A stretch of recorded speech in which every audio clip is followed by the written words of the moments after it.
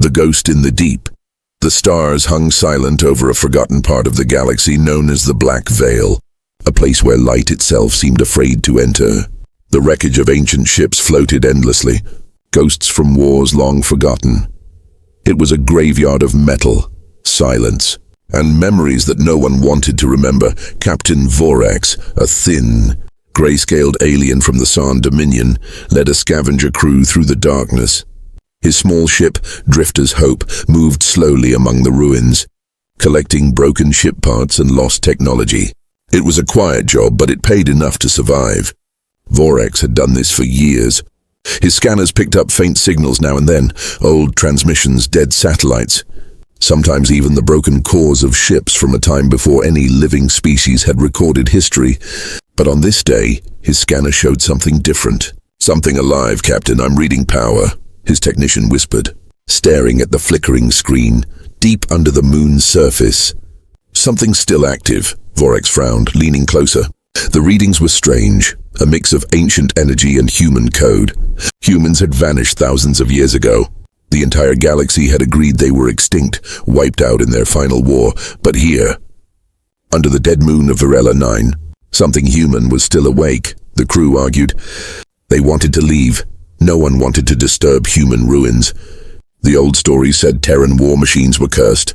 They said the humans had built ships that could think, that could remember, that could destroy entire worlds when angered. But curiosity is stronger than fear. Vorax ordered the ship to descend.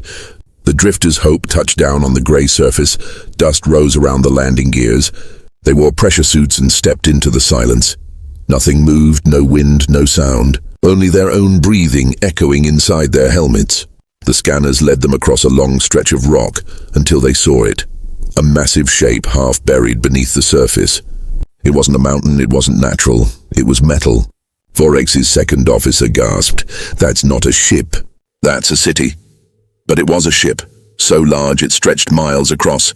A Terran supercarrier, its black hull covered in dust and scars.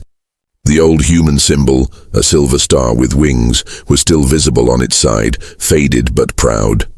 They stood frozen, staring at the impossible for centuries.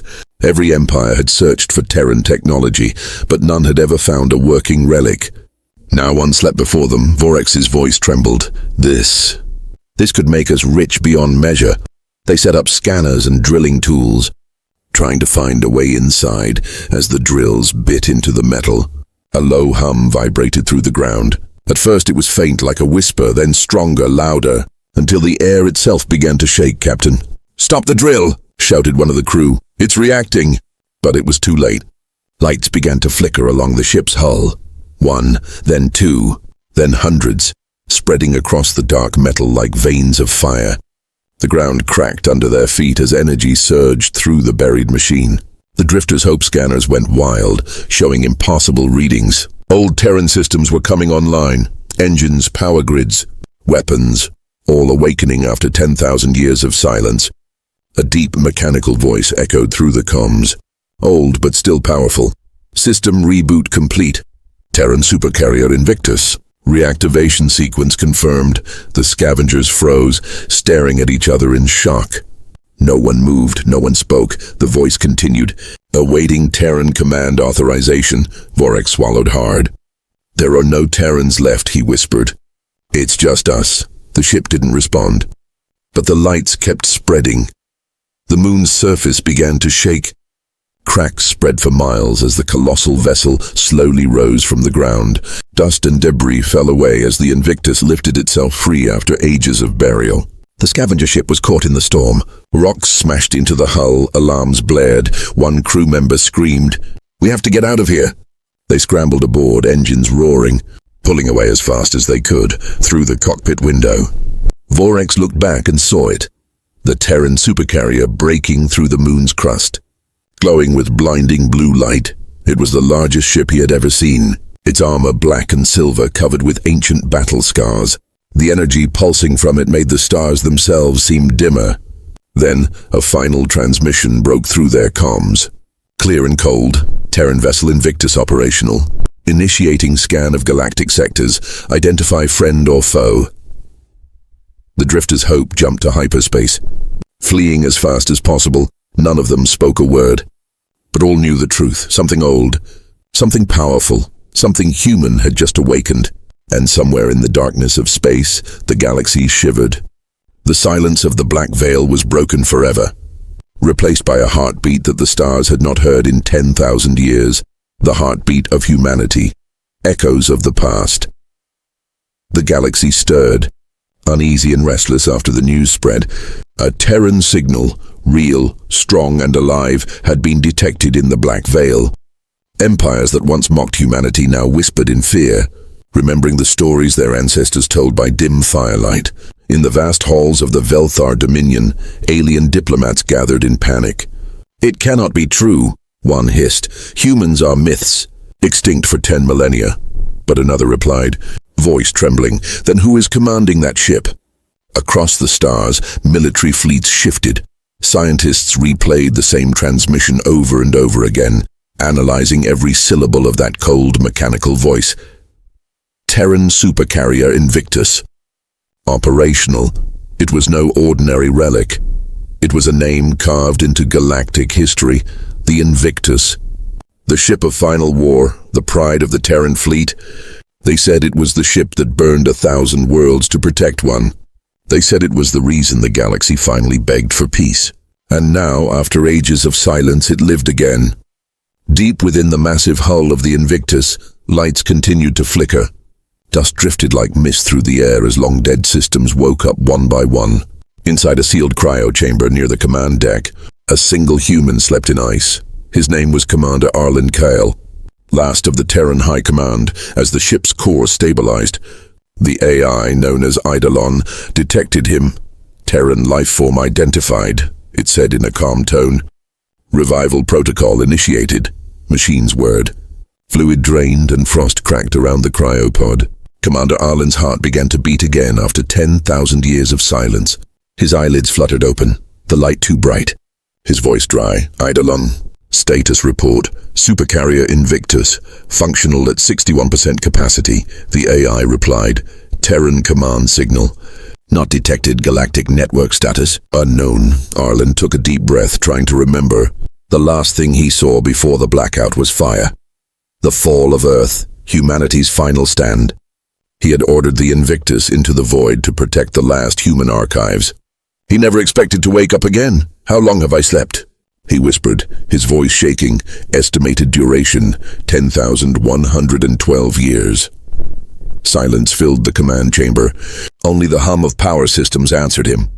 Arlen placed his hand on the cold metal wall, feeling it pulse like a living heart. 10,000 years, he murmured, and still we endure. Outside, sensors detected alien transmissions, hundreds of them. The galaxy was alive, filled with new empires, new species, new wars, but none of them were Terran. Eidolon spoke again. "Incoming data intercept, multiple unknown sources. Languages partially compatible with Terran root.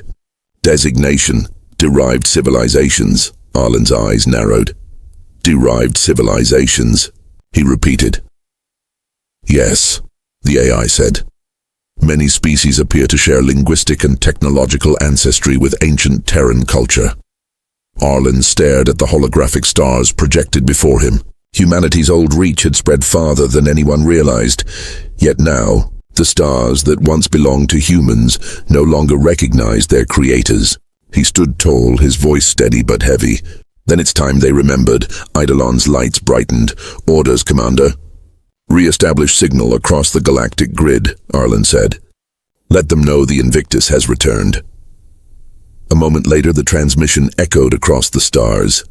Through comms, satellites, and space stations, the voice of the Invictus rang like thunder. "This is the Terran Supercarrier Invictus. Humanity endures to all who hear this signal. The Terran legacy lives, and the void remembers its creators." Billions heard it. Some trembled, others scoffed. But no one ignored it. In the Velthar Dominion, fleets began to mobilize, their commanders shouting, "We must find it before it finds us." In hidden corners of the galaxy, small hybrid colonies, descendants of humans long forgotten, looked to the stars and whispered, "The ancestors have returned," and in the black veil, the Invictus rose higher, engines burning bright like a newborn sun. Commander Arlen stood on the bridge, staring into the endless dark, his heart heavy with purpose. "The galaxy moved on without us," he said softly. "Let's remind them who lit the first fire." And so, the ghost of humanity began to move again, not as a relic of the past, but as a storm awakening from its sleep, ready to shake the galaxy to its core. The galaxy remembers. The message from the Invictus spread faster than light, reaching every corner of known space. It echoed through the void. Across stations, colonies, and empires, a voice from the past, strong, clear, and unmistakably human. Alien leaders gathered in their great halls, watching the message on massive holographic screens, the chamber filled with uneasy murmurs. "It cannot be real," said one of the senators from the Dranith Empire. "Humans are extinct." But the evidence was there, a Terran transmission with unmistakable encryption. No alien could fake that code. It was ancient, built from systems no one had been able to replicate. The Invictus had truly awakened in the Velthar Dominion. The Supreme Council met in emergency session. Generals shouted across the table. "The Terran ship must be destroyed before it reaches the core worlds." Others hesitated, their voices quieter. "Destroy it? You fool, it could destroy us with one strike." Fear spread like wildfire, because every species remembered what the Terrans once were. A race that built empires in a single generation, a people who refused to bow, even when the galaxy united against them. They had fought to the very end and nearly won. Now their ghost had returned. Meanwhile, aboard the Invictus, Commander Arlen stood before a vast holographic map of the galaxy. Stars flickered across the display, millions of them. Once human colonies, now occupied by alien powers. He studied them quietly, his face unreadable. "Eidolon," he said. "Scan for Terran genetic traces in the current population. I want to know if our people still exist," the AI hummed. "Processing, Commander." Moments later, streams of data filled the air, lines of code and maps of planets lighting up. Result: 37% of all known species contain partial Terran DNA markers. Arlen blinked. He had expected extinction, not survival. "So they're out there," he murmured. "Pieces of us. Scattered but alive." Eidolon's voice softened, almost human in tone.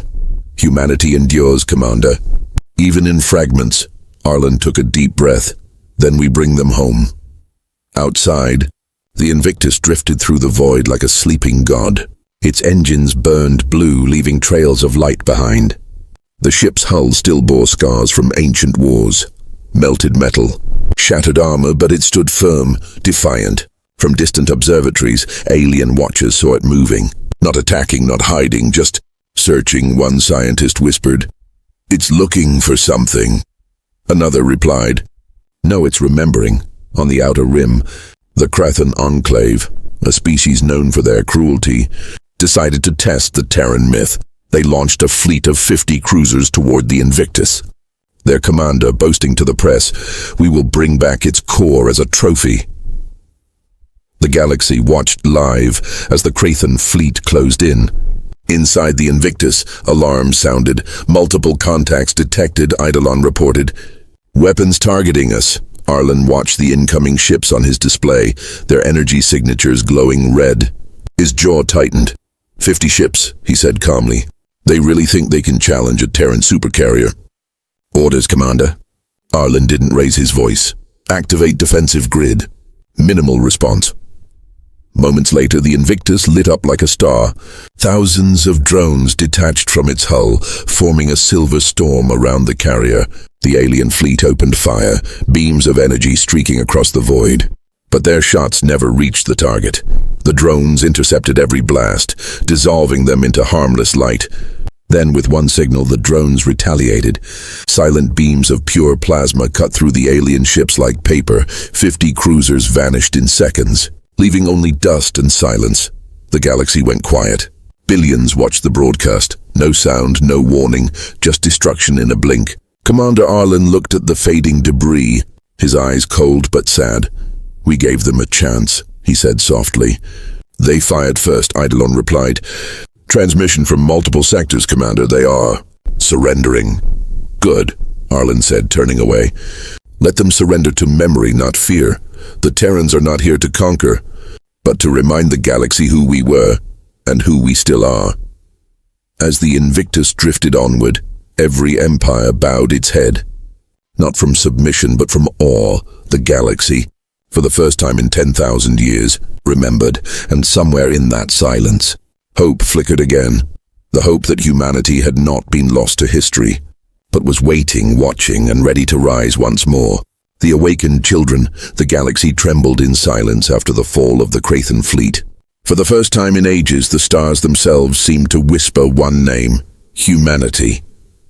Across distant colonies and alien capitals, the question spread like wildfire.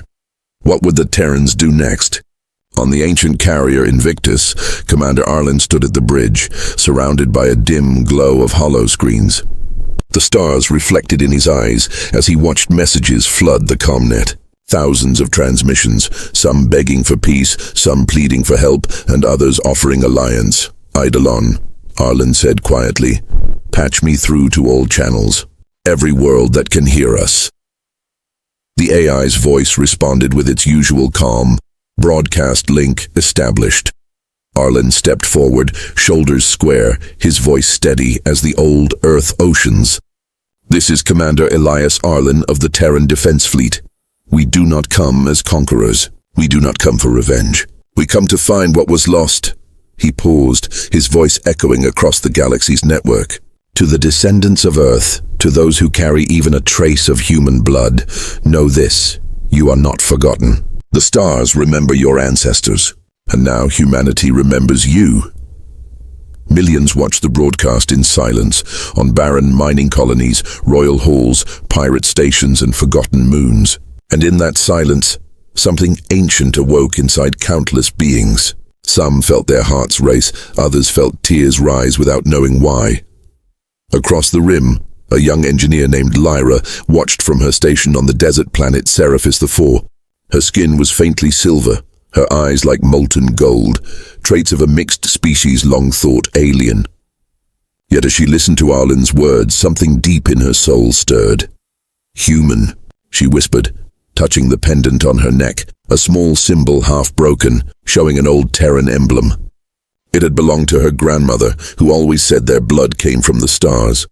Lyra never believed it, until now. Moments later, the ground beneath her feet trembled. Sirens wailed. The local governor's fleet was mobilizing, preparing to intercept the Invictus. Lyra made a choice that would change her life. She ran. She stole a transport ship, overriding the security locks with her engineering skills. "Destination deep space," the AI chirped. "Unauthorized jump detected." "I know," she said, gripping the controls. "Take me to them." Meanwhile, back on the Invictus, Eidolon detected her signal. "Commander, we have an incoming vessel. Small, unarmed, and transmitting an ancient Terran ID pattern." Arlen turned. "Bring it aboard." Hours later, the hangar doors opened with a hiss and Lyra stepped out, trembling. She expected soldiers, weapons, interrogation. Instead, she found silence, and a man waiting at the end of the ramp. "Welcome aboard the Invictus," Arlen said softly. "Who are you?" "My name is Lyra," she said. "My grandmother used to tell me stories about Earth, about blue oceans and golden skies. I thought they were myths." Arlen looked at her for a long moment, then smiled faintly. "They weren't myths, they were memories." Lyra's eyes widened. "Then Earth is real?" Arlen nodded. "Was. We lost her. But her children still live. You're proof of that." As Lyra walked through the halls of the Invictus, she saw relics from a world she had never known. Old Earth flags, photographs of oceans, forests, and cities now buried under centuries of dust.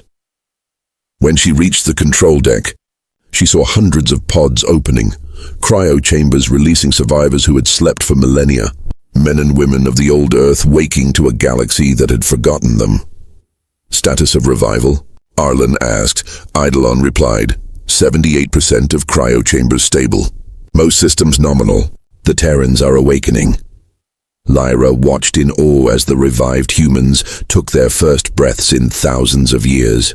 Some wept, some saluted. All looked ready. "Eidolon," Arlen said, his voice firm now. "Begin Phase 2. "Confirmed," the AI replied. "Activating rebirth protocol." From deep within the Invictus, ancient forges roared to life. Thousands of drones soared out, building and repairing satellites, relays, and defense stations. Across nearby systems, long-dead Terran colonies began to flicker with light again. The galaxy watched in disbelief as the Invictus rebuilt what was once thought lost. And everywhere, from silent asteroids to shining worlds, those who carried even a fragment of human blood began to feel a call they couldn't ignore. The descendants of Earth were awakening, and with them came the promise that the galaxy would never be the same again. The return of the flame. The galaxy stood in stillness, as if the stars themselves were holding their breath, watching the return of something ancient and unstoppable, humanity's light. For weeks, the Invictus had moved through forgotten sectors, awakening colonies that had once belonged to old Earth. Each world they reached seemed to tremble under the echo of that long-lost anthem, a melody of courage, unity, and fire. Commander Arlen stood at the heart of the bridge, eyes locked on the holographic map of the sector. Red markers blinked, enemy fleets assembling, empires preparing to strike. They had feared this moment for millennia, and now that the Terrans were truly back, the galaxy's rulers could not sit in silence any longer. Eidolon, Arlen said, his voice calm. Status of fleet reconstruction. All active shipyards operational, replied the AI. 12 capital ships online, 40 support vessels. Defense grid at 70%. Arlen nodded slowly. His eyes drifted toward Lyra, who stood near the communications console. Her silver-gold eyes reflected the star fields beyond. She looked small against the massive control room, but something in her presence felt powerful. Lyra had changed since she first boarded the Invictus. She now wore the old Terran insignia on her shoulder, a symbol she had once thought belonged only to stories. Commander, she said softly. They're scared of you. Arlen turned to her. They should be, he said. But there was no pride in his voice, only a quiet sadness. Fear is the price they pay for forgetting. A new signal appeared on the comnet, a broadcast from the Council of the Crathan Empire. Their chancellor, a being of molten amber and steel tendrils, appeared on screen. Terran commander, it said, voice dripping with false calm. We offer negotiation. Surrender the vessel and its technology, and we will guarantee your survival. Arlen didn't answer immediately. He walked closer to the screen, his expression unreadable.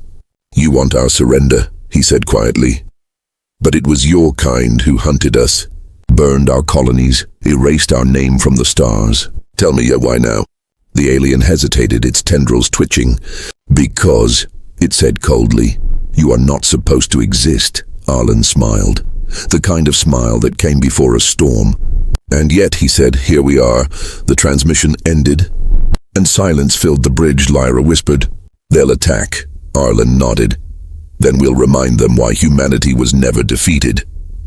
Moments later, alarms blared. The Crathan fleet dropped out of warp, 1,000 ships in formation, blotting out the stars. Energy signatures lit up the sensors like fire across the void. Eidolon, Arlen said firmly, activate all systems. Prepare the fleet, all units ready. The AI responded. Terran fleet, online. From the shipyards orbiting the Invictus, the newly rebuilt Terran vessels ignited.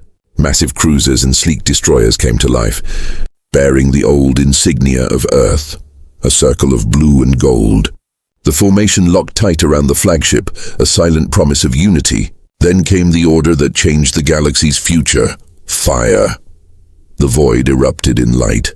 Terran plasma cannons tore through enemy lines like thunder through storm clouds. Crathan shields cracked under the first volley. Entire armadas were erased in moments. The Invictus moved with terrifying grace.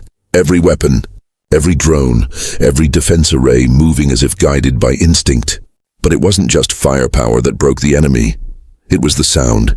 The ancient Terran war hymn, broadcast across every frequency. A song of defiance, hope, and fury. Lyra stood frozen as the music echoed through the halls. Her heart pounded, her blood felt alive.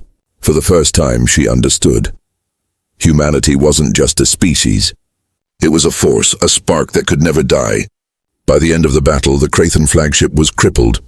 The surviving ships began to scatter, retreating into the dark. Stand down, weapons, Arlen ordered. No more killing. The fleet obeyed. And in that silence, the galaxy changed. Arlen turned to Lyra. Send the final message. She nodded and opened a wide broadcast. This is the Terran supercarrier Invictus, she said, her voice steady but filled with emotion. To all who hear this, we are not conquerors. We are the children of Earth, and we have returned. Across the galaxy, billions listened, some in fear, some in awe, some in tears.